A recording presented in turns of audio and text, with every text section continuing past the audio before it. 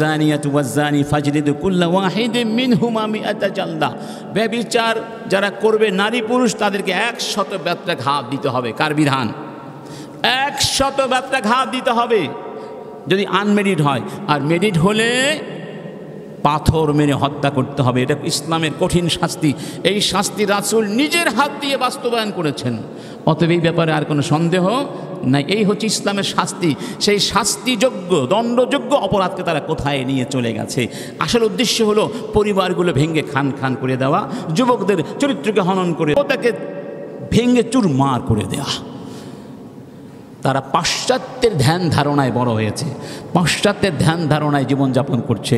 তাদের পাশ্চাত্যের ধ্যান ধারণা 90% মুসলমানের দেশে চলবে? কি বলেন, চলবে?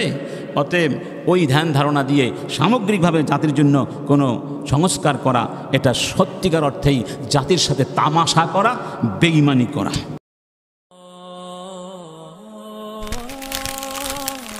আইসিল মিডিয়া, সত্য ও দ্বীন প্রচারের লক্ষ্যে।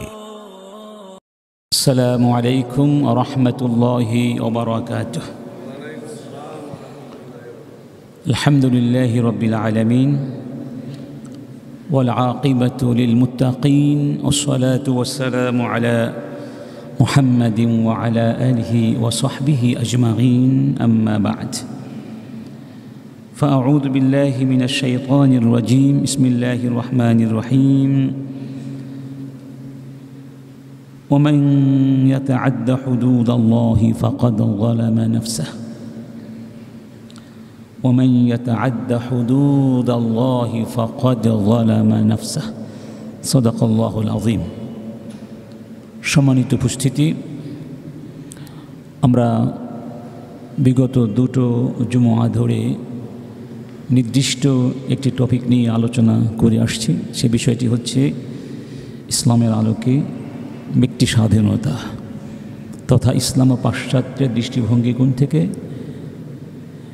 ব্যক্তি স্বাধীনতা। আমরা আজকের এই পর্বে ব্যক্তি স্বাধীনতার প্রয়োগে ইসলাম যে নীতিমালাগুলো নির্ধারণ করেছে সেই নীতিমালাগুলো নিয়ে আমরা কথা বলবো ইনশাআল্লাহ। আমরা বলেছিলাম ব্যক্তি স্বাধীনতা প্রত্যেক মানুষের জন্মগত অধিকার, মানুষের মৌলিক অধিকারের একটি অধিকার। তাই ইসলাম এই অধিকারকে সংরক্ষণ করেছে, হেফাজত করেছে। তবে এই অধিকারকে এমনিতে ছেড়ে দেয়নি, বরং এই অধিকারের দোহাই দিয়ে যেন কেউ অপকর্ম করবার সুযোগ না পায়, সেজন্য এই অধিকারকে কিছু নীতিমালা দিয়ে সীমাবদ্ধ করে দিয়েছে। অর্থাৎ ইসলাম এমন ব্যক্তি অধিকারের কথা বলে যেই অধিকারের প্রয়োগ ব্যক্তির ব্যক্তিত্বকে বিনির্মাণ করবে, ব্যক্তি এবং সমাজের নিরাপত্তা নিশ্চিত করবে, মানুষের জীবনের এবং স্বভাবের নিরাপত্তা নিশ্চিত করবে। যে অধিকার সমাজে সত্য এবং ইনসাফ প্রতিষ্ঠা করবে। এজন্য ইসলাম এই নীতিমালা, এই অধিকারকে, এই স্বাধীনতাকে নীতিমালা দিয়ে রেগুলেট করে দিয়েছে। একটি নীতি হচ্ছে আল্লা তুখালিফা রুহাত তাওহীদ। ব্যক্তির স্বাধীনতা একাত্মবাদের চেতনাকে প্রত্যাখ্যান করতে পারবে না, তাওহীদের শিক্ষার বিরুদ্ধে হতে পারবে না। কারণ ইসলাম যে ব্যক্তি স্বাধীনতার শিক্ষা দিয়েছে তার প্রথম কথাই হলো আল্লাহর সঙ্গে কাউকে শরীক স্থাপন না করে শুধুমাত্র আল্লাহ সুবহানাহু ওয়া তাআলারই দাসত্বকে বরণ করে নেয়া। এটি হচ্ছে সত্যিকার স্বাধীনতা, যে মানুষ নিজের স্বকীয়তাকে, চাওয়া পাওয়াকে, নিজের ব্যক্তিত্বকে আল্লাহর সামনেই সমর্পণ করবে, আর কারো সামনে নয়। এই প্রসঙ্গে আল্লাহ সুবহানাহু ওয়া তাআলা বলছেন, দরাবাল্লাহু মাসালান রজুলান ফীহি শুরাকাউ মুতাশাকিসুন ওয়া রজুলান সালামান লিরজুল হাল ইয়াস্তাওয়িয়ানি মাসালা আলহামদুলিল্লাহ বাল আকসারুহুম লা ইয়ালামুন। যে আল্লাহ তোমাদের জন্য একটি দৃষ্টান্ত পেশ করছেন। সেই দৃষ্টান্তটি হচ্ছে, মনে করো একটা গোলাম, একটা দাস, তার একাধিক মালিক আছে। দাস কয়জন, মালিক কয়জন? একাধিক। অর্থাৎ তারা সবাই অংশীদার। প্রত্যেক মালিক বা অংশীদার তার অংশ থেকে বিন্দু পরিমাণ ছাড়তে চায় না। এই দাসের অবস্থা কি ওই দাসের মতো হবে যেই দাসের মালিক একজন, মনিব কয়জন? একজন। তাহলে কোন দাসের অবস্থা ভালো হবে? যেই দাসের মনিব একজন। আর যার মনিব অনেক, সবাই তাকে টানা হেঁচড়া করবে, যেহেতু কেউ তার প্রাপ্তি থেকে এক বিন্দু পরিমাণ সরে আসতে চায় না। তার মানে এক আল্লাহকে মেনে নিলে লক্ষ কোটি দাসত্বের বন্ধন ছিঁড়ে যাবে। এটি হলো মানুষের মৌলিক স্বাধীনতা। আচ্ছা, দ্বিতীয় নীতি হচ্ছে আল্লাহ তুহাররিমা হালালান ওয়ালা তুহাল্লিলা হারামান। ব্যক্তি স্বাধীনতা, আল্লাহ সুবহানাহু ওয়া তাআলা যা হারাম করেছেন তা হালাল করতে পারবে না, এবং যা হালাল করেছেন তা হারাম করতে পারবে না। অর্থাৎ ব্যক্তির স্বাধীনতার চর্চা যদি ওই পর্যায়ে নিয়ে যায় যে সে আল্লাহর হারামকে মানছে না, হালালকেও মানছে না, হালালকে সে হারাম করে ফেলেছে, হারামকে হালাল করে ফেলেছে, সেই স্বাধীনতার অধিকার ইসলামে নেই। সেই স্বাধীনতা ইসলাম মেনে নেয় না, এর স্বীকৃতি দেয় না। তার মানে হচ্ছে আপনি ততক্ষণ স্বাধীন যতক্ষণ আল্লাহর দেয়া হালাল হারামের মধ্যে থাকবেন। এর মধ্যে কোনো পরিবর্তন করবার দুঃসাহস করলে সেখানে আপনার স্বাধীনতা স্থগিত করে দেওয়া হবে। রব্বুল আলামিন বলছেন, আল-ইয়াওমা আকমালতু লাকুম দীনাকুম ওয়া আতমামতু আলাইকুম নি'মাতি ওয়া রাদিতু লাকুমুল ইসলাম দীনা। স্পষ্ট কথা, আমি আজকে তোমাদের জন্যে তোমাদের ধর্মকে পরিপূর্ণ করে দিলাম, আমার নেয়ামতকে সম্পূর্ণ করে দিলাম, ইসলামকেই শুধুমাত্র তোমাদের জন্যে জীবন আদর্শ, জীবন বিধান হিসাবে আমি পছন্দ করে দিলাম। অর্থাৎ আল্লাহ যে ইসলাম দিয়েছেন, আমাদের জন্য যে ধর্ম দিয়েছেন, যে ধর্ম দিয়ে আমরা জীবনকে পরিচালিত করব, সেই ধর্মকে আল্লাহ পরিপূর্ণ করে দিয়েছেন। এখানে হস্তক্ষেপ করবার কোনো অধিকার নাই। অন্য আয়াতে বলছেন, ولا تقولوا لما تصف ألسنتكم الكذب هذا حلال وهذا حرام لتفتروا على الله الكذب إن الذين يفترون على الله الكذب لا يفلحون। তোমাদের মন চাইলো আর মিছামিছি বলে দিলে এটি হালাল, এটি হারাম। হালাল এবং হারাম নির্ধারণ করবার ক্ষমতা তোমাদেরকে আমি দেইনি, এই অধিকার আমি রেখে দিয়েছি আমার কাছে। যারা এই অধিকার ছিন্ন করতে চায়, ছিনিয়ে নিতে চায়, প্রয়োগ করতে চায়, দুঃসাহস দেখায়, তারা মূলত আল্লাহ সুবহানাহু ওয়া তাআলার বিরুদ্ধে মিথ্যা আরোপণ করছে। আর যারা আল্লাহর উপরে মিথ্যা আরোপ করবে তারা অবশ্যই সফল কাম হতে পারবে না। অন্য আয়াতে বলা হয়েছে, কুল ইন্নাল্লাযীনা ইফতারুনা আলাল্লাহিল কাযিবা লা ইফলিহুন। হে রাসূল, তুমি বলে দাও, নিশ্চয়ই যারা মিথ্যা আরোপ করবে কার উপরে? আল্লাহ সুবহানাহু ওয়া তাআলার উপরে, তারা কশিনকালেও সফল হবে না। অতএব ব্যক্তি স্বাধীনতা চর্চা এবং প্রয়োগ করার ক্ষেত্রে আল্লাহর দেয়া সীমারেখা অতিক্রম করা যাবে না।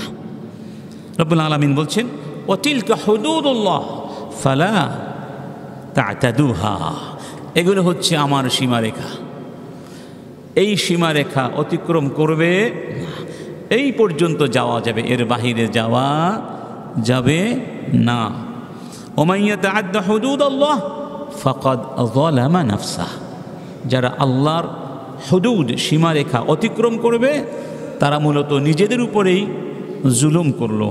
অন্য আয়াতে বলা হয়েছে ওমান ইয়াসিল্লাহ ওয়া রাসূলাহু ওয়া ইয়াতাআদ্দা হুদুদাহ, যারা অমান্য করবে আল্লাহ এবং রাসূলের নির্দেশনা, আল্লাহ এবং রাসূলের সঙ্গে নাফরমানি করবে এবং আল্লাহর হুদুদ, আল্লাহর দেয়া সীমারেখা ভায়োলেশন করবে, ইউদখিলহু নারান খালিদান ফিহা ওয়া লাহু আযাবুম মুহিন, আল্লাহ পাক তাকে জাহান্নামের মধ্যে নিক্ষেপ করবেন। খালিদান ফিহা, সে সেখানে চিরদিন থাকবে। ওয়া লাহু আযাবুন মুহিন, এবং তার জন্য রয়েছে অত্যন্ত অপমানজনক শাস্তি, লাঞ্ছনাদায়ক শাস্তি রয়েছে। অতএব এই ব্যক্তি স্বাধীনতাকে একটা প্রাচীর দিয়ে প্রাচীর বেষ্টিত করে দিতে হবে, এর বাহিরে যাওয়া যাবে না। এই প্রাচীরটি কি হবে?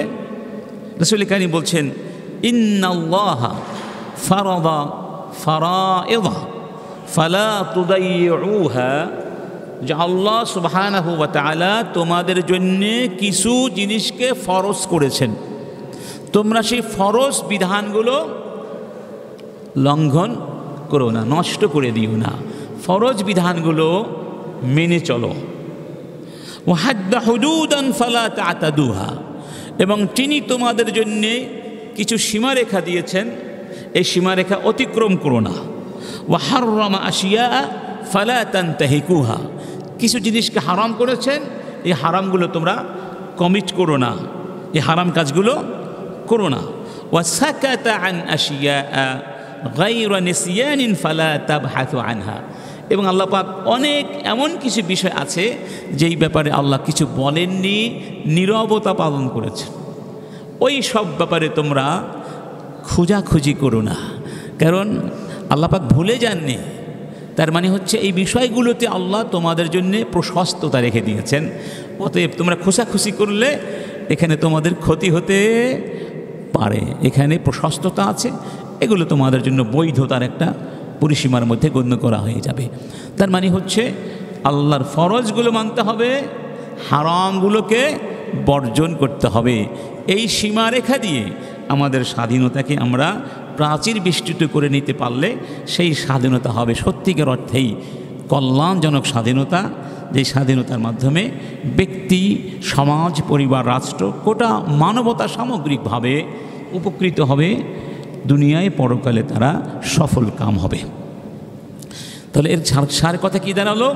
আল্লাহ যে হালাল করেছেন তা হারাম করা যাবে না, আবার যা হারাম করেছেন তা হালাল করা যাবে না। অতএব যত আইন, যত কানুন, যত নীতিমালা, যত দর্শন, যত প্রতিবেদন, যা কিছু আল্লাহর দেয়া অকাট্য বিধানের বিপরীতে চলে যাবে, সেইগুলো মুসলমান মেনে নিতে পারে না, বরং কোনো মুসলমান ওই ধরনের কোনো কথাও বলতে পারে না, ওই আইনের পক্ষে, ওই নীতিমালার পক্ষে অবস্থান নিতে পারে না।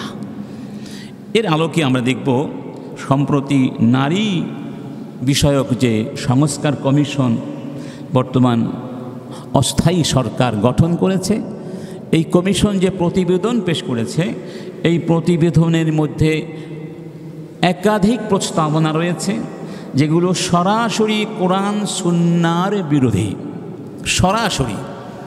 এবং এই কথাগুলো তারা বিভিন্নভাবে, বিভিন্ন আঙ্গিকে, বিভিন্ন কৌশলে, বিভিন্ন জায়গায় রন্ধ্রে রন্ধ্রে ছত্রে ছত্রে ঢুকিয়ে দিয়েছে, যেন এই অনুচ্ছেদে বাদ পড়লে আরেক অনুচ্ছেদে বাদ না পড়ে।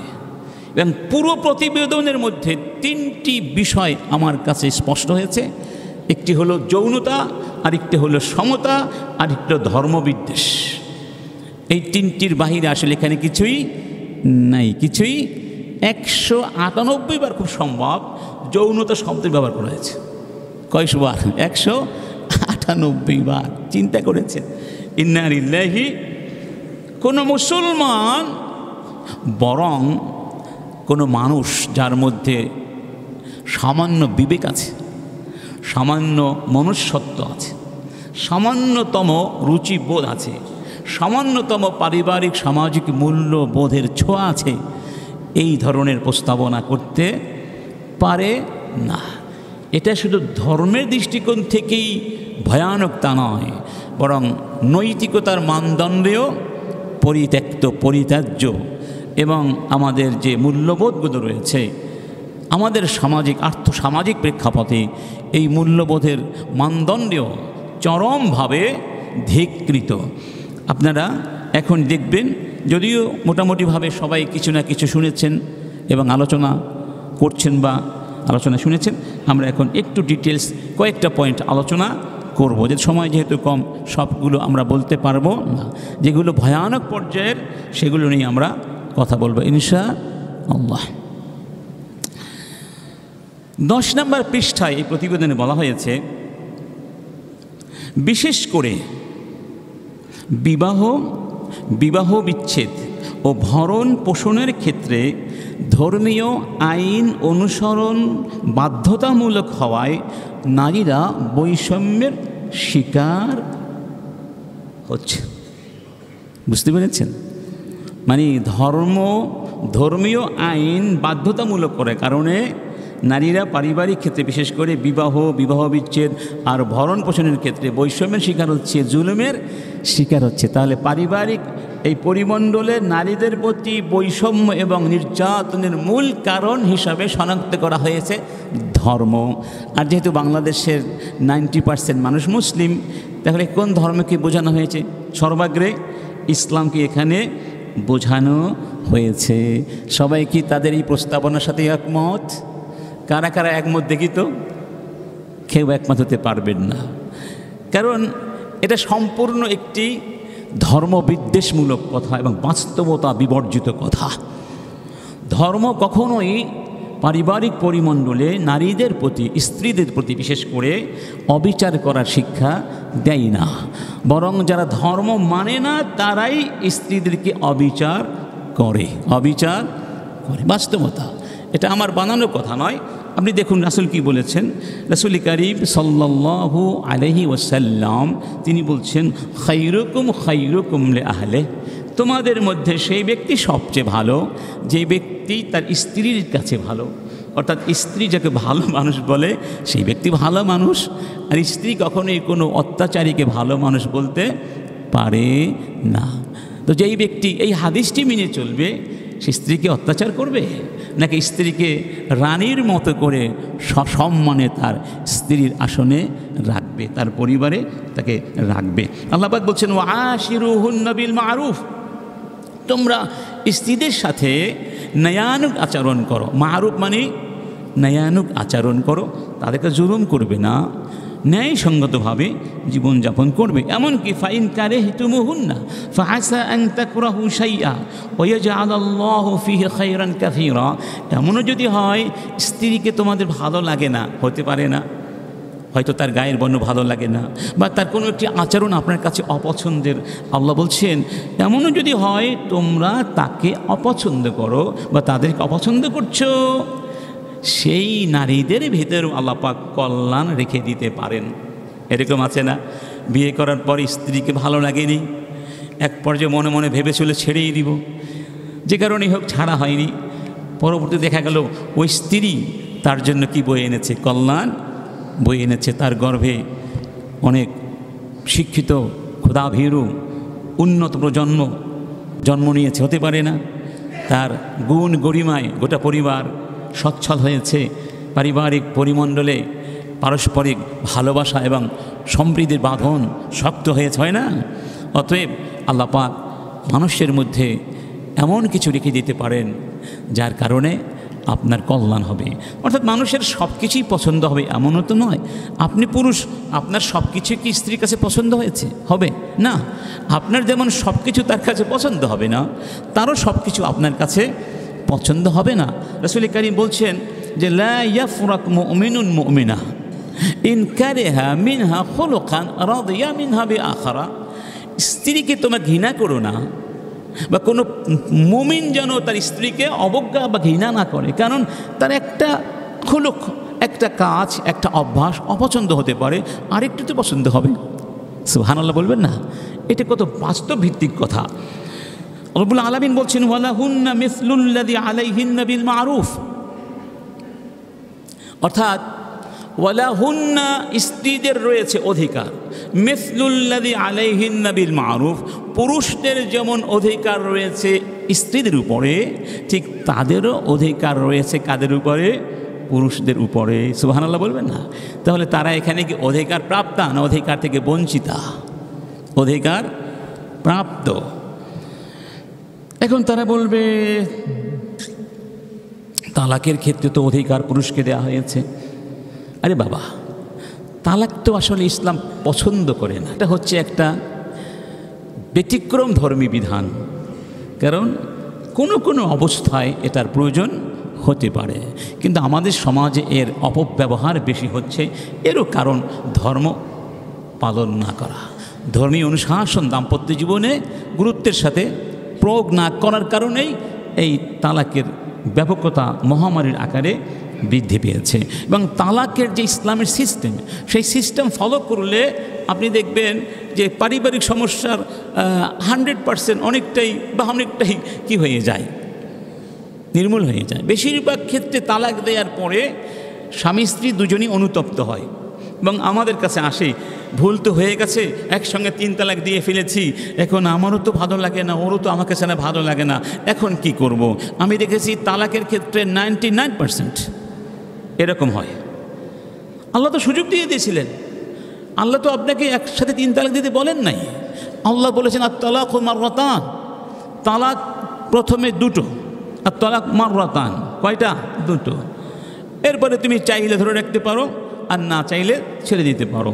এরপরে বলেছেন ফাইন তাল্লাকাহা, তাকে যদি আবার তালাক দেয়, মানে 3য় তালাক দেয়, তখন তার জন্য আর হালাল হবে না। ফালা তাহিল্লু লাহু হাত্তা তানকিহা যাওজান গায়রা, 3য় তালাক দিলে ওই মহিলা আরেকটার বিয়ে হবে স্বাভাবিকভাবে, সেখানে বনিবনা ধরো না, আবার তালাক প্রাপ্ত হয়ে গেলে তখন চাইলে একের স্বামীর কাছে আসতে পারে। এর মানে হলো তালাকের সিস্টেম হচ্ছে প্রত্যেক তোহরে একটা তালাক দেওয়া, সুন্নাহ সিস্টেম। অর্থাৎ মেয়ে লোক স্ত্রী যখন অপবিত্র অবস্থা থেকে পবিত্র হবে তাকে বলা হয় তোহর। এই তোহরে একটা তালাক দেওয়া, 3টে একসাথে না, একটা। এরপরে পরবর্তী তোহরে আরেকটা, ঠিক না? এর সুবিধা কি? সুবিধা হলো আপনি চাইলে আবার 3 মাসের মধ্যে যে কোনো সময় তাকে নিয়ে আসতে পারেন। আপনার কিছুই লাগবে না, টাকা লাগবে না, পয়সা লাগবে না, সালিশি লাগবে না, কিছুই লাগবে না, আপনার সুযোগ রয়েছে। সুবহানাল্লাহ। তাহলে 1 তালাক দিলেন, এরপর 1 মাসে আরেক তালাক দিলেন, ইত্যাদি। তার মানে হচ্ছে একসাথে 3 তালাক দেওয়া ইসলাম পছন্দ করে না, সিস্টেম না। কিন্তু আমরা রাগের মাথায় 3-1, অনেকে তো 1000 তালাকও দিয়ে দেয়, ঠিক না? এটা ইসলামের সিস্টেম না। আপনার জন্য অপশন আছে, আপনি চাইলে সুযোগ হাতে রাখতে পারেন। মন খারাপ ছিল, রাগারাগি হয়েছে, 1 তালাক প্রয়োজন মনে করে দিতে পারেন। এরপরে আপনার এখনও 3 তালাক আছে। কয় তালাক আছে? ধরুন 1 তালাক দিলেন, 3 ইদ্দাত বা 3টা পিরিয়ড চলে গেল, ইদ্দাত শেষ, আপনি তাকে আবার বিয়ে করতে, আপনিই বিয়ে করতে পারবেন মোহর দিয়ে। সুবহানাল্লাহ। আপনি এখনও 2 তালাকের মালিক আছেন, সুযোগ আছে। তো আমরা দেখতে পাচ্ছি যে তালাকের অপব্যবহার বেশি হচ্ছে ধর্ম না বোঝার কারণে। আর ধর্ম মানুষ কি করে বুঝবে? এই মাসআলাগুলো কি স্কুলে পড়ানো হয়, বিশ্ববিদ্যালয়ে পড়ানো হয়? তো ধর্ম কোথা থেকে বুঝবে? ধর্মকে তো আগেই বিদায় করে দিয়েছেন। এখন ধর্ম নেই, আপনার কান্না করছেন কেন? ধর্ম তো আগেই বিদায় করে দিয়েছেন। ধর্ম বিদায় করে দেওয়ার কারণে পারিবারিক জীবনে জাহান্নামের নরকের শাস্তি নেমে এসেছে। অতএব এই নরক থেকে বাঁচতে হলে কি করতে হবে? এই প্রস্তাবনা নয়, বরং এই প্রস্তাবনাটাকে এভাবে সাজাতে হবে, বিবাহ বিচ্ছেদ ও ভরণ পোষণের ক্ষেত্রে ধর্মীয় আইন অনুসরণ বাধ্যতামূলক না হওয়ার কারণে অথবা ধর্মীয় আইন অনুসরণ না করার কারণে নারীরা বৈষম্যের শিকার হচ্ছে। এটা হবে যথার্থ কথা। তারা এটাকে উল্টে মিথ্যা কথা লিখেছে এবং তারা যে ধর্ম সম্পর্কে অজ্ঞ, মূর্খ, গণ্ডমূর্খ, এটাই তারা প্রমাণ করেছে। এরপরে দেখুন রব্বুল আলামিন বলছেন, আর রিজালু কাওয়ামুনা আলান নিসা, আমি পুরুষকে নারীদের অভিভাবক বানিয়েছি। এটা তো নারীদের সম্মান, মর্যাদা দেওয়া হয়েছে, যে নারীর ভরণ পোষণ, থাকা খাওয়া, মান মর্যাদা সব কিছু পুরুষ দেখাশোনা করবে, পর্যবেক্ষণ করবে। একজন অভিভাবক হিসাবে তাকে সর্বদা চোখে চোখে রাখবে, যেন নারী বিপদগামী হতে না পারে, অপরাধের মধ্যে পড়তে না পারে, তার অভাব যেন পূরণ করতে পারে। এটা তো নারীর জন্য মহা সম্মানজনক একটা পদবি। তাহলে আল্লাহ পাক পুরুষকে এটা একটু বেশি দায়িত্ব দিয়েছেন, যে নারীকে এটা দেওয়া হয় নাই। অতএব আলটিমেটলি সমান হলেও প্রত্যেকটা সেক্টরে কি সমান হওয়া সম্ভব না। তাহলে তো পুরুষ নারী হয়ে যাবে, নারী পুরুষ হয়ে যাবে, এটা কোনো দিন সম্ভব নয়। এটা মানে এটা তবিয়ত বিরোধী, স্বভাব বিরোধী, প্রকৃতি বিরোধী কথাবার্তা। এবং এই প্রস্তাবনার 11 নম্বর পৃষ্ঠায় বলা হয়েছে, ধর্ম, প্রথা ও নেতিবাচক দৃষ্টিভঙ্গি নারীর প্রতি বৈষম্যের মূল কথা। দেখেছেন, ঘুরে ঘুরে একই কথা, মানে ধর্মই হচ্ছে সবচেয়ে বড় মুসিবত তাদের কাছে। ইন্না লিল্লাহি ওয়া ইন্না ইলাইহি রাজিউন। এখানে এই প্রস্তাবনাটা সম্পূর্ণ মিথ্যা কথা। এখানে হচ্ছিল নারীর মর্যাদা এবং সম্মানের ব্যাপারে ধর্মের অনুশাসন যথার্থভাবে অনুশীলন না করার কারণে নারী বৈষম্যের শিকার। কেন? দেখুন আল্লাহ বা ইসলাম নারীকে কেমন সম্মান দিয়েছে, তাকে স্ত্রী হিসাবে কেমন সম্মান দিয়েছে দেখলেন তো। স্ত্রী হিসাবে তার সার্টিফিকেট ছাড়া জান্নাতেও যাওয়া যাবে না। সুবহানাল্লাহ। স্ত্রী যদি বলে আমার স্বামী ভালো মানুষ নয়, তাহলে সে আল্লাহর কাছেও ভালো মানুষ হবে না, মানে জান্নাতি হতে পারবে না। তারপরে মা হিসাবে দেখুন, এক সাহাবীর নাম ছিল তলহা বিন মুআবিয়া আস-সালামি। ক্বালা আতাইতু নবিয়্য সাল্লাল্লাহু আলাইহি ওয়াসাল্লাম, আমি রাসূলের কাছে এসে বললাম, উরিদু আন উজাহিদা ফি সাবিলিল্লাহ, আমি আল্লাহর পথে জিহাদ, যুদ্ধ করতে চাই। রাসূল কারীম বলেন, উম্মুকা হাইয়া, তোমার মা কি বেঁচে আছেন? বললেন, হ্যাঁ বেঁচে আছেন। বললেন, ওয়াই হাক, কী বলছো তুমি? ফালজাম রিজলাহা ফাথাম্মাল জান্নাহ, তুমি তোমার মাকে একা রেখে চলে এসেছো, যাও মায়ের কাছে যাও, মায়ের সেবা করো, মায়ের পায়ের কাছে থাকো। ফাথাম্মাল জান্নাহ, ওই তোমার জান্নাত তোমার মায়ের পায়ের কাছে আছে। সুবহানাল্লাহ। এই পৃথিবীতে একটি ধর্ম দেখাতে পারবেন যেখানে নারী মা হিসাবে নারীকে এই সম্মান কেউ দিয়েছে? এই সম্মান দেওয়া তো দূরের কথা, কারো কল্পনায়ও তো আসবে না যে মায়ের পায়ের নিচে সন্তানের জান্নাত। সুবহানাল্লাহ। এবং ওই সাহাবী যখন এক সাহাবী প্রশ্ন করেছিলেন, মান আহাক্কুন নাস বিহুসনি সাহাবাতি, এই পৃথিবীর মধ্যে সবচেয়ে উত্তম আচরণ কার সাথে করা উচিত, কে অধিক হকদার? তখন মায়ের কথা কয়বার বললেন? উম্মুক সুম্মা উম্মুক সুম্মা উম্মুক। সাহাবী বারবার প্রশ্ন করলেন, রাসূল 3 বার মায়ের কথা বললেন, 4বার বলেছিলেন সুম্মা আবুকা, এরপরে তোমার বাবা। সুবহানাল্লাহ। আল্লাহ সুবহানাহু ওয়া তাআলা কোরআনের ভিতর এভাবেই বলেছেন, হামালাতু উম্মুহু ওয়াহানান আলা ওয়াহান, তোমার মা অনেক কষ্ট করে তোমাকে গর্ভে ধারণ করেছে। হামলুহু ওয়া ফিসালুহু, হামালাতু কুরহান ওয়া ওয়াদাআতহু কুরহা, হামলুহু ওয়া ফিসালুহু 30 শাহরা, 30টি মাস তোমাকে গর্ভে ধারণ করেছেন, তোমাকে দুগ্ধপান করিয়েছেন। তোমার মা কষ্টের পরে কষ্ট বহন করেছেন। সেই কষ্টের বিবরণ তো ভাষা দিয়ে কেউ কোনোদিন চিত্রায়ন করতে পারবে না। এখানে আল্লাহ পাক মায়ের যে সম্মান দান করেছেন, এই সম্মান সবার উপরে। সুবহানাল্লাহ। মা একজন নারী হিসাবে এই সম্মানে সম্মানিত হয়েছেন। এরপরে মেয়ে, এখানে বেশিরভাগ কথাগুলো এসেছে স্ত্রী হিসাবে আর মেয়ে হিসাবে। মেয়ে হিসাবে কেমন সম্মান দিয়েছে? রাসূল কারীম বলছেন, মান ইয়ালিয়া মিন হাযিহিল বানাতি শাইয়া ফাহসানা ইলাইহিন্না কুন্না লাহু সিতরান মিনান নার। আল্লাহ পাক যেই বাবাকে কন্যা সন্তান দিয়ে পরীক্ষা করছেন, কারণ অনেকে মনে করে কন্যা সন্তান হওয়াটা অভিশাপ, এটা খারাপ কোনো লক্ষণ, কন্যা সন্তান হলে কোনো লাভ নেই, তাকে লালন পালন করে দিয়ে দিতে হয়। এই যে চিন্তাধারা আছে অনেকের মধ্যে, দৃষ্টিভঙ্গি আছে, বস্তুতান্ত্রিক দৃষ্টিভঙ্গি, সেই জন্য রাসূল বলছেন, আল্লাহ পাক যাকে কন্যা সন্তান দান করে পরীক্ষা করলেন এবং সেই ব্যক্তি ওই মেয়েদের উপর ইহসান করলো, তাদেরকে জুলুম করেনি, মানে কন্যা এই জন্য বৈষম্যর শিকার করেনি, কুন্না লাহু সিতরাম মিনান নার, জাহান্নামে যাওয়ার পথে ওই মেয়েরা বাবার সামনে পর্দা হয়ে দাঁড়াবে, প্রাচীর হয়ে দাঁড়াবে। মানে বাবা চাইলেও জাহান্নামে যেন যেতে পারবে না, কারণ তার সামনে বাধা হয়ে দাঁড়াবে কারা? এই মেয়েরা। সুবহানাল্লাহ। ইচ্ছা করে থেকে জাহান্নামে যেতে চাইবে না নাকি? মানে জাহান্নামে তাকে কেউ নিতে পারবে না। তাহলে জাহান্নাম থেকে বাঁচার আর জান্নাতে যাওয়ার সিঁড়ি হলো কন্যা সন্তান। সুবহানাল্লাহ বলবো না? সম্মান কম না বেশি? এখন কেউ যদি নিজের সম্মান নিজে নষ্ট করে দেয়, আমাদের করার কি আছে? ইসলাম তাদেরকে এত সম্মান দিল, আর তারা ইসলামকে মনে করছে তাদের শত্রু, ইসলামকে তারা শত্রু মনে করছে, অথচ ইসলাম না আসলে বেঁচে থাকার সুযোগও তাদের ছিল না। কন্যা সন্তানকে মানুষ জীবন্ত হত্যা করত। এটা শুধু আরব দেশেই নয়, বহু দেশেই ছিল, ভারতবর্ষেই তো ছিল না? কন্যা সন্তানকে এখনও ভারতবর্ষে অ্যাবর্ষণ করা হয়, হাজার হাজার লক্ষ লক্ষ কন্যা সন্তানকে পৃথিবীতে আসতে দেওয়া হয় না। ওই তাদের অধিকার নিয়ে কিন্তু এই নারীবাদীরা কোনো কথা বলে না। তাদের সমস্ত ক্রোধ ঝেড়ে ফেলতে চায় ইসলামের বিরুদ্ধে। নাউযুবিল্লাহি মিন যালিক। তাহলে নারীর সম্মান মর্যাদা নিয়ে তো আমরা অনেক আলোচনা হয়তো আগে করেছিলাম, আপনাদেরও জানা আছে। ইসলাম যারা বোঝে তাদের কাছে এগুলো আর ব্যাখ্যা করার কোনো দরকার নেই। 3 নম্বর দেখুন, পৃষ্ঠা 15,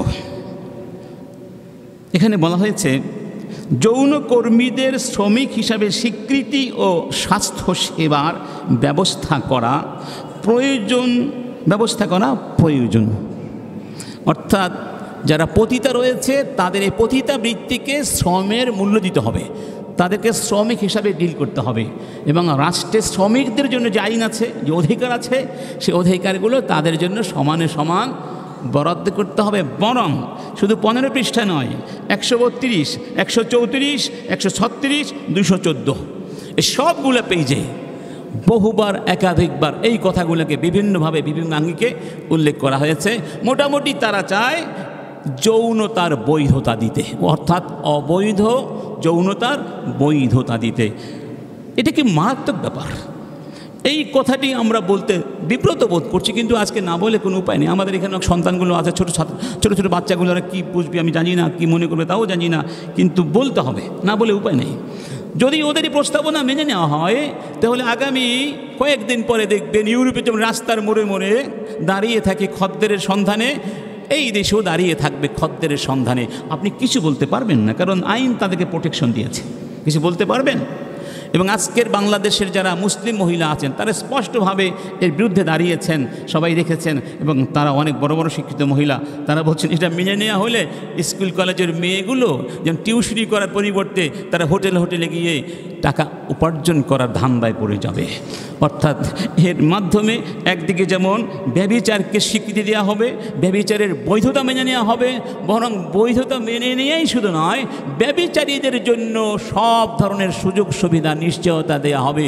আমার মনে হয় না এই ধরনের কোনো প্রস্তাব ইতোপূর্বে কোনো মুসলিম রাষ্ট্রে কেউ করেছে, দুঃসাহস করে নাই। আচ্ছা, পৃথিবীতে ইউরোপ আমেরিকায় তো স্বাধীনতা আছে ওদের, ঠিক না? ওখানেও যারা ব্যভিচার করে, পতিতাবৃত্তি করে, তাদের কিন্তু সমাজে কোনো দাম নাই। দাম আছে? কেউ তাদেরকে সম্মান করে না, অথচ ওদের সমাজ এগুলো আছে। এবং এই অধিকার থাকার কারণে সেখানে বড় বড় ইন্ডাস্ট্রি তৈরি হয়েছে এইসব অবৈধ কাজ করার জন্য। সেই জাহিলি যুগে সমাজে অনেক বাড়ি ছিল, সেই বাড়ির উপরে লাল পতাকা উড়ানো হতো।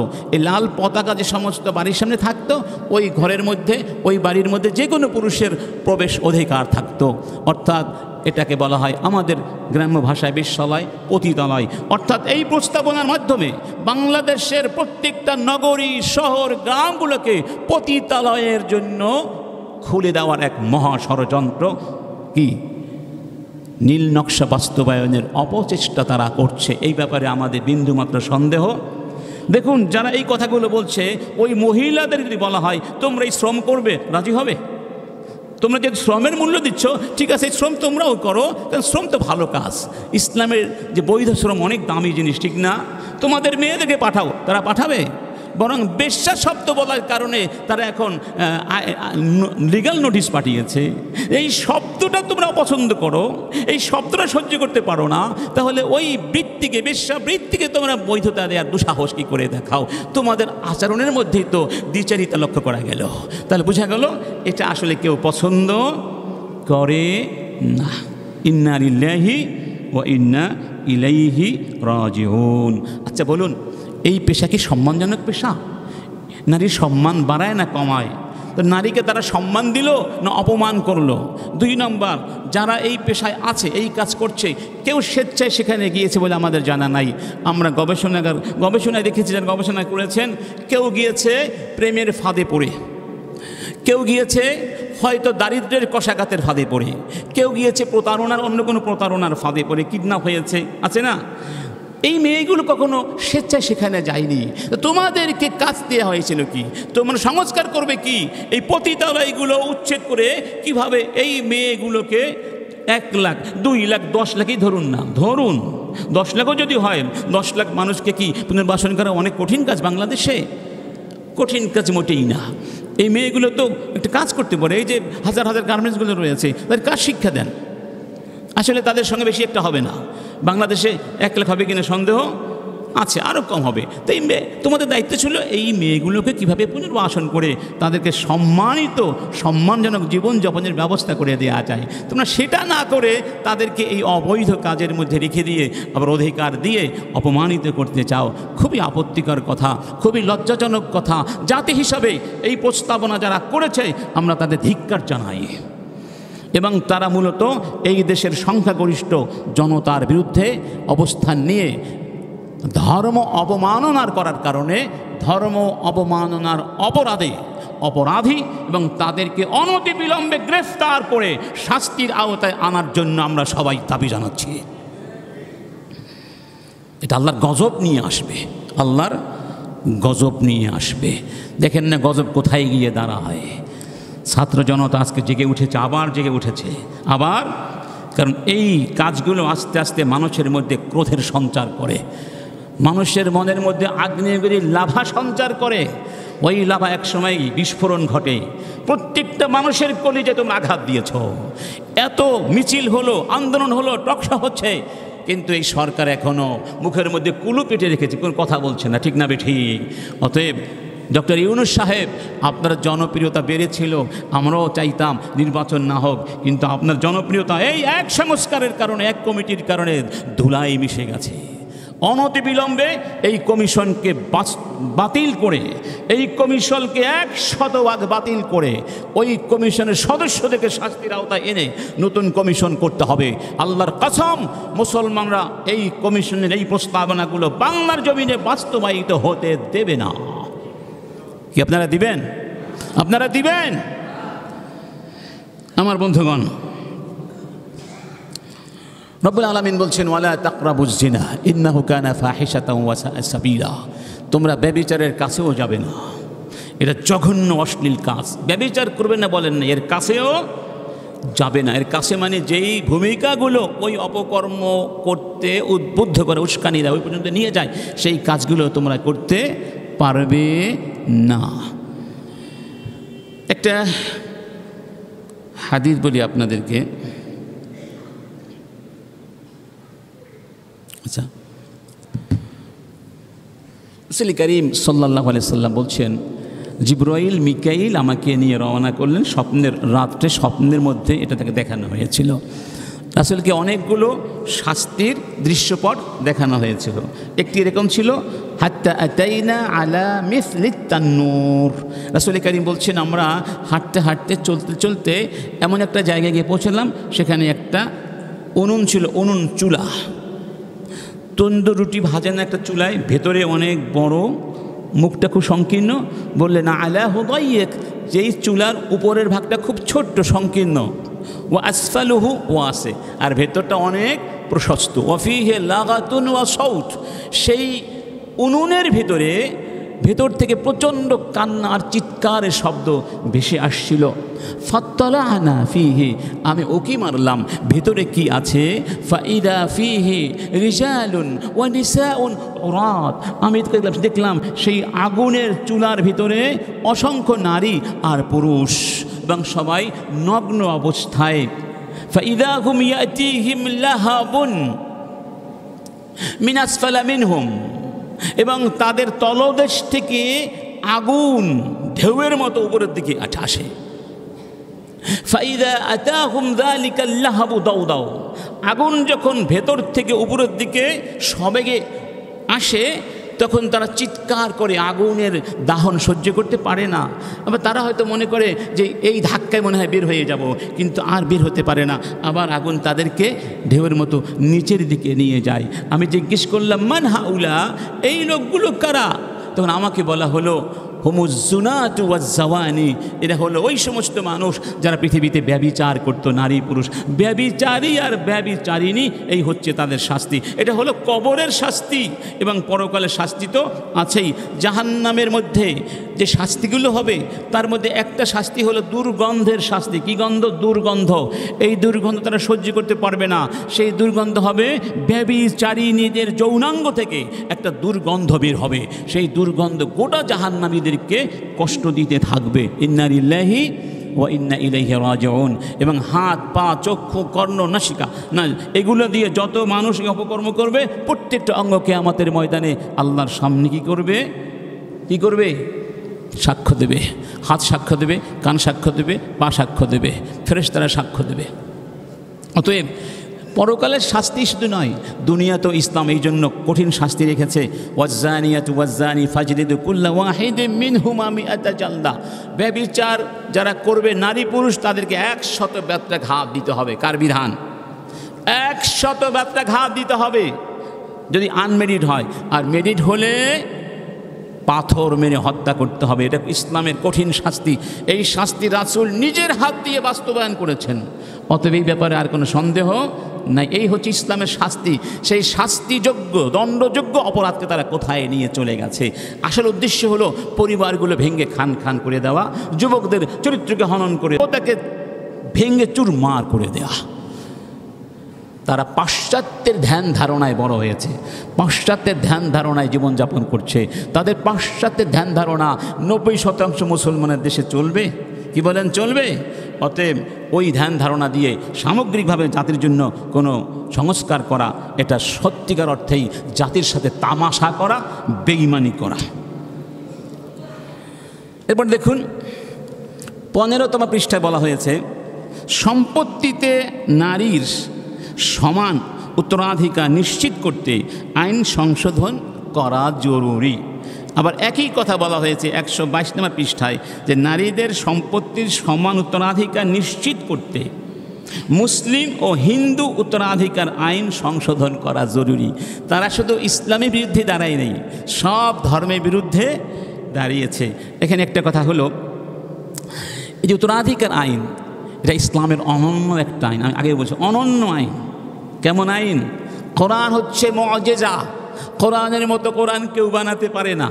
কোরআনের আইন মুআজিজা, এর মতো আইন কেউ বানাতে পারবে না। এই যে সম্পত্তি বন্টন করা হয়, পরিত্যক্ত সম্পত্তি, এগুলো বন্টনের কিছু ভিত্তি আছে।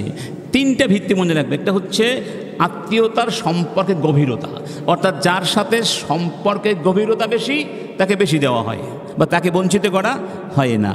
2 নম্বর প্রয়োজনীয়তা, দেখা হচ্ছে কার প্রয়োজন বেশি। ধরুন বাবা এবং সন্তান, বাবাকে কম দেওয়া হয়, সন্তানকে বেশি দেওয়া হয়, কারণ বাবা বৃদ্ধ হয়ে গেছে, সে আর কতদিন বাঁচবে, আর সন্তান জীবন শুরু করবে, তার সম্পদের প্রয়োজন বেশি। 3 নম্বর আর্থিক দায় দায়িত্বের পরিধি কতটুকু, যার আর্থিক দায়িত্ব বেশি তাকে সম্পদ থেকে বেশি দেওয়া হয়েছে। এর আলোকে আপনারাই বলুন যে স্ত্রী লোকদেরকে বা স্ত্রীকে কোনো ধরনের আর্থিক দায়িত্ব দেওয়া হয়েছে? আল্লাহ বলছেন ওয়ালিউনফিক যু সাআতিম মিন সাআতিহি, পুরুষ লোকেরা ভরণ পোষণ দেবে। অতএব এই দায়িত্ব তাদেরকে তো দেওয়া হয়নি, সেই জন্য তাদেরকে কি কম দেওয়া হয়েছে। তবে ওলামায়ে কেরাম গবেষণা করে বলেছেন 4টি অবস্থা আছে নারী আর পুরুষের উত্তরাধিকারের ক্ষেত্রে। একটি হচ্ছে নারী এবং পুরুষ। 1 নম্বর অবস্থা হচ্ছে 5টি অবস্থা আছে যেখানে নারী পুরুষ সমান সমান পায়, মানে 5টা মাসালায় নারী পুরুষ কি পায়, সমান সমান পায়। আর আমি 12টি মাসালা পেয়েছি যেখানে নারী, ভুল বলেছি, 5টি অবস্থায় নারী পুরুষের অর্ধেক পায়, আর 12টি অবস্থায় নারী পুরুষ সমান সমান পায়, আর 6টি অবস্থা পেয়েছি যেখানে নারী পুরুষের চেয়ে বেশি পায়, আর কয়েকটি অবস্থা পেয়েছি যেখানে নারী পায় কিন্তু পুরুষ কিছুই পায় না। 4টা অবস্থা আছে। তারা ওই একটা অবস্থা এনে ইসলাম ঘায়েল করার চেষ্টা করছে, ইসলাম নারীকে একেবারে ঠকিয়ে ফেলেছে। তাদের এই দাবিটা সম্পূর্ণ অযৌক্তিক দাবি। বরং এই প্রস্তাবনাটা এভাবে হওয়া উচিত ছিল, সেটি কি, ইসলামে নারীর ইসলাম নারীকে যে উত্তরাধিকার দিয়েছে, এই উত্তরাধিকারের সঠিকভাবে উত্তরাধিকার আদায়ের ব্যবস্থা নিশ্চিত করতে হবে।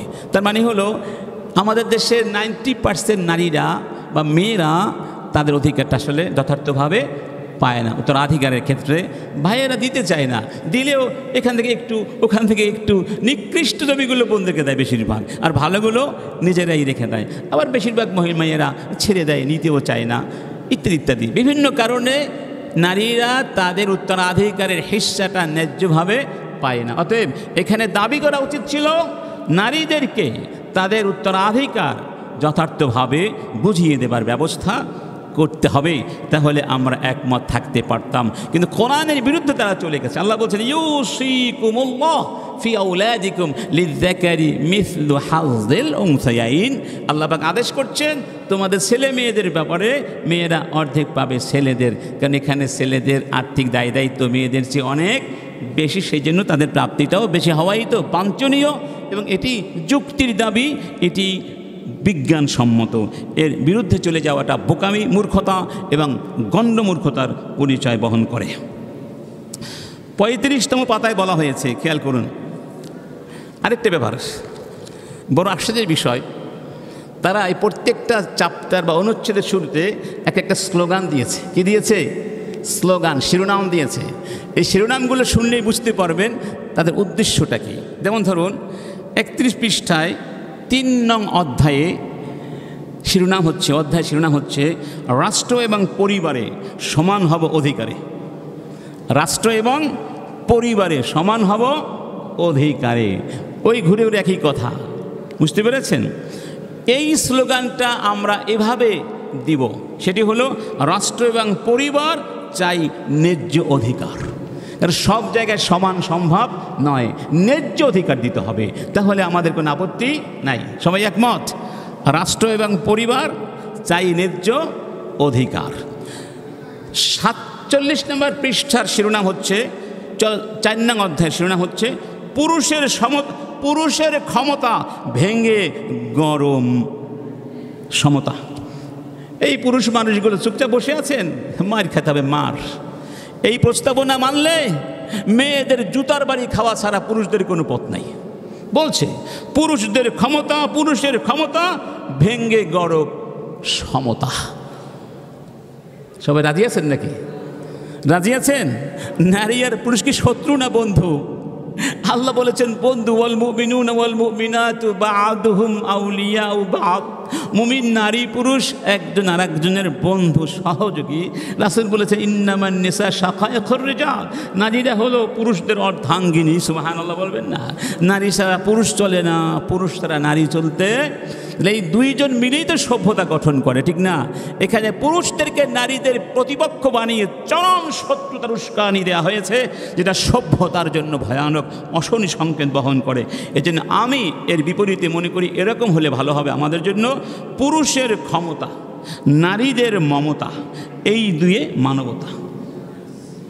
পুরুষের ক্ষমতা, নারীদের মমতা, এই দুয়ে মানবতা। ক্ষমতা মানে আবার কিন্তু অবিচার করার ক্ষমতা নয়, মনে রাখতে হবে। 63 বা 60 নম্বর পৃষ্ঠায় 5ম অধ্যায় বলা হয়েছে আমার কথা আমি বলবো, স্বাধীনভাবে পথ চলবো। মানে কারো মুখাপেক্ষী আমি না, কিসের পুরুষ মানুষ, কিসের স্বামী আর স্বামী বাদ দাও। আমার কথা আমি বলবো, স্বাধীনভাবে পথ চলবো। আরে বাবা, স্বাধীনতা কীভাবে চলে? স্বাধীনতার সীমা আছে না বললাম। এটা এভাবে হতে পারে, আমার কথা আমি বলবো, স্রষ্টার গোলাম হয়ে পথ চলবো। মানে স্বাধীনতা এখানে কোনো অ্যাবসলিউট স্বাধীনতা ইসলামে নাই, কোথাও নাই। পৃষ্ঠা নম্বর 105, দশম অধ্যায় শিরোনাম হচ্ছে শরীর আমার, সিদ্ধান্ত আমার। বুঝতে পেরেছেন? এখন যদি কোনো মহিলা তার শারীরিক এবং তার ব্যক্তির স্বাধীনতার দোহাই দিয়ে এই মসজিদের সামনে এসে কাপড় চোপড় খুলে বলে শরীর আমার, সিদ্ধান্ত আমার, আপনি কিছু বলতে পারবেন না। এখানে স্কুলের সামনে অপকর্ম করছে, আপনি কিছু বলতে পারবেন না, কারণ শরীর তার সিদ্ধান্ত। এই কথা শয়তানও বলে না, শয়তান নিজে এই কথা বলে না, ঠিক না? ঠিক। তাহলে কীভাবে বলতে হবে? বলতে হবে এ দেহ আল্লাহর দান, ব্যবহারে মানব তার বিধান। এই দেহ কার দান? তাহলে এই দেহটা ব্যবহার করতে হবে কার বিধান দিয়ে? আপনার আমার স্বাধীনতা না, স্বাধীনতা বিধান কার? আল্লাহর। এরপরে দ্বাদশ অধ্যায় শিরোনাম দেওয়া হয়েছে নিজের হাতে কাজ করি, নিজের ভাগ্য নিজে করি। এটা ব্যাখ্যা করলে মেনে নেওয়া যায়, ব্যাখ্যা সাপেক্ষ, উদ্দেশ্য তাদের ভালো নয়। এটাকে আমি এভাবে বলতে পারি হয়তোবা মিলেমিশে কাজ করি, সবাই মিলে দেশ করি। আবার অন্যভাবেও বলা যেতে পারে আরও সুন্দর করে। এটা আমি তাৎক্ষণিকভাবে যা মনে পড়লো তাই লিখলাম আর কি। যাই হোক, এভাবে কয়টা বলবো, এগুলো কোনো ইমানদার ব্যক্তি আসলে পড়ে ঠিক থাকতে পারে না। যার মধ্যে সামান্যতম ইমানের শক্তি আছে, এটা মেনে নিতে পারে না। এখনও যে ওরা এদেশে টিকে আছে, এটা অনেক শুকরিয়া, তাদের শুকরিয়া করা দরকার। তারা উল্টো নোটিশ পাঠায়, তাদের শুকরিয়া করা দরকার। এদেশের মুসলমানরা এখনও তাদেরকে বঙ্গোপসাগরে ফেলে দেয়নি। তাদের উচিত বাংলাদেশ থেকে চলে যাওয়া। এই দেশ তাদের জন্য অনুকূল নয়। তারা যা চায় তারা ইউরোপে পাবে। কোথায় পাবে? ইউরোপে এভাবে পাবে কিনা সন্দেহ আছে। কারণ আপনারা যারা সচেতন, সবাই ফেসবুক চালান না, নেট চালান না, এখন গিয়ে নেট খুলে দেখবেন আমেরিকায়, ইউরোপে কী পরিমাণ নারী নির্যাতনের শিকার হচ্ছে। প্রত্যেকটা সেকেন্ডে সেকেন্ড নারী ধর্ষিত হচ্ছে ইউরোপ, আমেরিকা। পরিসংখ্যান বড় ভয়াবহ পরিসংখ্যান আছে, এখন দিতে পারছি না। কই, তাদের তো স্বাধীনতা আছে, তার ধর্ম মানে না, সেখানে কেন নারী নির্যাতনের শিকার হচ্ছে? অবশ্যই হবে, এটাই তো হবে, এটাই হওয়া উচিত, এটাই হবে। যেখানে ইসলাম নাই সেখানে নারী কেন, নারী পুরুষ কারো কোনো আসলে বাস্তবিক সম্মান থাকতে পারে না। এরপরে তারা আরও এক ধাপ এগিয়ে চলে গেছে, নারীর অধিকারের থেকে আবার রাষ্ট্র নিয়ে কথা বলছে। যেহেতু রাষ্ট্র একটি ইহজাগতিক সত্তা, সেহেতু কোনো ধর্মীয় বিধান অনুসরণ করে সংবিধান হওয়া উচিত নয়। ওরে বাবা রে বাবা, কত বড় রাষ্ট্রবিজ্ঞানী! রাষ্ট্র নাকি ইহজাগতিক সত্তা, এটা তো আমরা মানি না। আমরা মুসলমানরা এটা মানি না। আমরা মানি রাষ্ট্র শুধু ইহজাগতিক সত্তা নয়। আমি যেমন ইহজাগতিক সত্তা নই, আমি ইহজাগতিক এবং পারলৌকিক সত্তা। আমার রাষ্ট্র ইহজাগতিক পারলৌকিক সত্তা, ঠিক না? ঠিক। আমার রাষ্ট্র, আমার পরিবার, আমার সমাজ, আমার ব্যবসা, আমার বাণিজ্য, আমার শিল্প, আমার কারখানা, আমার কৃষিক্ষেত্র, আমার সব কিছুই ইহকালীন পরকালীন সত্তা। কে তোমাদেরকে বলেছে রাষ্ট্র শুধু ইহকালীন সত্তা? রব্বুল আলামিন তুমি বলেন নাই? আল্লাহ বলছেন কুল ইন্না সলাতি ওয়া নুসুকি ওয়া মাহইয়ায়া ওয়া মামাতি লিল্লাহি রাব্বিল আলামিন। তুমি বলো আমার নামাজ, আমার কুরবানি, আমার জীবন, আমার মরণ কার জন্য?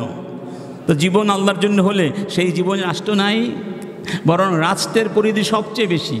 আর রাষ্ট্রের হাত কোথায় নাই? রাষ্ট্রের হাত আপনার শিক্ষায় আছে, রাষ্ট্রের হাত আপনার বেডরুমে আছে, রাষ্ট্রের হাত আপনার রান্নাঘরে আছে, রাষ্ট্রের হাত আপনার মসজিদেও আছে। আছে নাকি নাই? রাষ্ট্রের ক্ষমতা বিশাল। সেই রাষ্ট্রের পরিধি বাদ দিয়ে কি আপনি জীবন কল্পনা করতে পারেন? সেই জীবনটা কেমন জীবন হবে? সেটা কোনো জীবনই হবে না, এবং সেটা অসম্ভব, ঠিক না? ঠিক। অতএব যারা মনে করে রাষ্ট্র শুধুই সেকিউলার, অর্থাৎ জাগতিক, ইহজাগতিক, লৌকিক, বৈষয়িক, পার্থিব, বস্তুতান্ত্রিক, তারা মিথ্যাবাদী, তারা মূর্খ, তারা আসলে বাস্তব কথা বলছে না। রব্বুল আলামিন বলছেন ওয়া আনিহকুম বাইনাহুম বিমা আনজালাল্লাহ। হে রাসূল, ওয়া আনিহকুম বাইনাহুম বিমা আনজালাল্লাহ। আল্লাহ যা নাজিল করেছেন আপনি তা দিয়ে তাদের মধ্যে বিচার করেন। হুকুম করেন ওয়ালা তাত্তাবি আহওয়াহুম, আপনি তাদের মন গড়া কোনো কিছুর অনুসরণ করবেন না। অন্য আয়াতে বলা হয়েছে ওয়ালাউ ইত্তাবাআল হাক্কু আহওয়াহুম, সত্য যদি এই মানুষদের প্রবৃত্তির অনুসরণ করত, মানে মানুষরা যা চায় তাই যদি করতে হতো, লা ফাসাদাতিস সামাওয়াতু ওয়াল আরদু ওয়া মান ফিহিন্না, আকাশ জমিন সব কিছু ধ্বংস হয়ে যেত, সব কিছু কী হয়ে যেত? ধ্বংস হয়ে যেত। অতএব রব্বুল আলামিন সূরা আল মায়েদার আয়াত নাম্বার 44, 45, 47 তিনটি আয়াতে তিনটি কথা বলেছেন। ওয়ামান লাম ইয়াহকুম বিমা আনজালাল্লাহ ফাউলাইকা হুমুল কাফিরুন, এরপরে বলছেন ফাউলাইকা হুমুল যালিমুন, এরপরে বলছেন ফাউলাইকা হুমুল ফাসিকুন। যারা আল্লাহর বিধান দিয়ে হুকুম করে না তারা কাফের, তারা জালেম, তারা ফাসিক। এরপরে কোনো মুসলমানে কথা বলতে পারে না, অমুসলিমদের কথা আলাদা, যারা ইসলাম মানে না তাদের কথা আলাদা। তো যারা ইসলাম মানে না, আমরা তো ইসলাম মানি, আমরা তাদের কথা মত চলতে পারবো। আবার তারা বলছে এটা তারা নাকি মুসলমানদের জন্য করেনি, ইসলামের বর্তমান প্রচলিত পারিবারিক আইনগুলোও থাকবে, এটা ঐচ্ছিক। এটা কি? এটা নাকি ঐচ্ছিকভাবে থাকবে যারা ইসলাম মানতে চায় না তাদের জন্য। যারা ইসলাম মানতে চায় না, আমরা আইন করার কোনো প্রয়োজন আছে? ও তো এমনিই মানে না।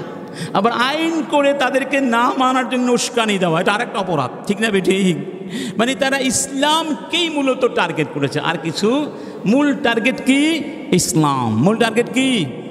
অতএব আমরা নির্ভয়ে, নিঃসংকোচে, নির্দ্বিধায়, শর্তহীনভাবে সরকারকে সাবধান করে দিতে চাই, এই প্রতিবেদন অনতিবিলম্বে বাতিল করতে হবে। এই ব্যাপারে কোনো ছাড় দেওয়ার কোনো সুযোগ আমাদের নাই, তাহলে আমরা ধ্বংস হয়ে যাব, সহজ কথা। আমার বন্ধুগণ, এরপরে আরও কিছু আপত্তিকর কথাবার্তা আছে, সেগুলো আরও ভয়ানক। আজকে সময় তো শেষ হয়ে গেছে, এখানে থাক। আল্লাহ পাক বাঁচিয়ে রাখলে আগামী জুমাতে বাকি আলোচনাগুলো চলবে ইনশাআল্লাহ। আল্লাহ পাক আমাদের সবাইকে সত্য বুঝার এবং অনুধাবন করার তৌফিক দান করুন। সবাই দাঁড়িয়ে কাতারগুলো।